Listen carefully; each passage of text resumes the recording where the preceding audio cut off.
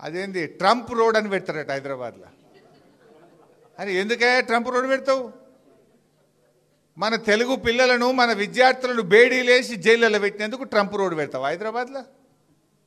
ట్యాక్సీలు పెంచి టారిఫ్లు పెంచి మన దేశాన్ని ఇబ్బంది పెట్టి మన దేశంలో ఇవాళ వ్యాపార సంస్థలు మూతబడి పిల్లల ఉద్యోగాలు ఊడగొట్టినందుకు ట్రంప్ పేరు పెడతావా? ఏం చేసిండు ట్రంప్? ఇలా మన పిల్లలు హైదరాబాద్ పిల్లలు అమెరికాలో ఉద్యోగాలు రాక నానా ఇబ్బందులు పడుతున్నారు. విద్యార్థులకు ఫీజులు పెంచిండు ట్రంప్. చదువుకోవడానికి అమెరికా పోకుండా ఫీజులు పెంచిండు. ఫీజులు పెంచి బేడీలేసి మీ టారిఫ్లు పెంచి భారతదేశాన్ని ఇబ్బంది పెడుతుంటే ఈయనట ట్రంప్ రోడ్డు పెడతారట.